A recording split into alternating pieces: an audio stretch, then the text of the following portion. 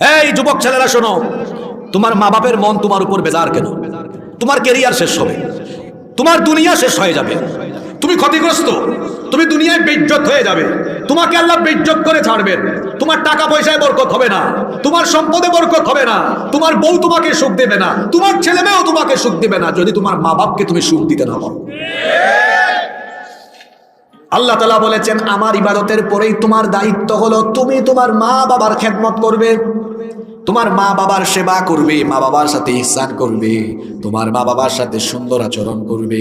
আল্লাহর নবী বলেছেন, হুমা জান্নাতুকা আও হুমা নারুকা, মা বাবা হয় তোমার জন্য জান্নাত অথবা তোমার জন্য জাহান্নাম। তুমি যদি তোমার মা বাবার খেদমত করো তুমি আল্লাহর জান্নাত পেয়ে যাবে, আর তুমি যদি তোমার মা বাবার সাথে বেয়াদবি করো জাহান্নাম ঠিকানা হয়ে যাবে। যারা মা বাপকে খুশি করে তাদের উপরে খুশি হয়ে যান কে? যারা মা বাপকে বেজার করে, নারাজ করে, মা বাপকে দুঃখ দেয়, এদের উপরে অসন্তুষ্ট হয়ে যান কে? আল্লাহ।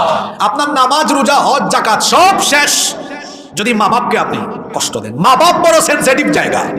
পৃথিবীতে যারা সফল হয়েছেন, ইজ্জতওয়ালা হয়েছেন, সম্মানিত হয়েছেন, যারা সফল হয়েছেন প্রত্যেকেই তাদের মা বাবার দোয়া নিয়ে হয়েছে। মা বাবার দোয়া যার সাথে থাকে না এর মরণ, কথাটা খারাপ বলতে খুব খারাপ দেখায় কিন্তু বলতে হচ্ছে, এ কুকুরের মতো মারা যাবে, এর জীবন পশুর চেয়ে আরো খারাপ হবে।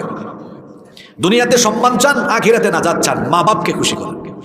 আপনার বাবা বুড়া মানুষ, বিছানা থেকে উঠতে পারে না, মাথায় সমস্যা, পিঠে সমস্যা, মেরুদণ্ডে সমস্যা, যান রাতে বাড়িতে গিয়ে বলেন, আব্বু আমি তোমার মাথাটা একটু মাসাজ করে দিই, তোমার পিঠটা একটু মাসাজ করে দিই, শরীরে হাত বুলিয়ে দিই, মাথায় হাত বুলিয়ে দিই, তুমি আরাম করে ঘুমাও।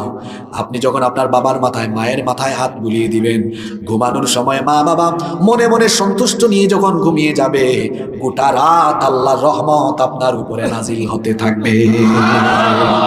মা বাপ যদি একবার খুশি হয়ে আপনার জন্য দোয়া করে, দুনিয়ায় আপনি সফল হয়ে যাবেন। শুধুমাত্র মায়ের দোয়া, বাবার দোয়া হাসিল করে নেন, দেখবেন দুনিয়ায় আপনার সফলতা চলে আসবে। মা বাপকে খুশি করে আপনি মা বাবার পদতলে থাকেন, পায়ের তলায় থাকেন, মা বাপকে আপনি খেদমত করেন, দেখবেন গোটা দুনিয়া আপনার পায়ের তলায় ফেলে দিবেন কে? গোটা পৃথিবী আপনার পিছনে ঘুরবে, আপনি মা বাপের পিছনে ঘুরেন। কথা বুঝতেছেন? আপনি মা বাপের পিছনে ঘুরবেন। বাজারে যাচ্ছেন, আব্বু কি লাগবে, আম্মু কি লাগবে, কিচ্ছু লাগবে না বলবে, তাও আসার সময় আদর করে নিয়ে আসবেন। কারণ আপনি যখন ছোট ছিলেন আপনার বাপ মাও আদর করে অনেক জিনিস নিয়ে এসেছে। আপনাকে বলে দিতে হবে কেন?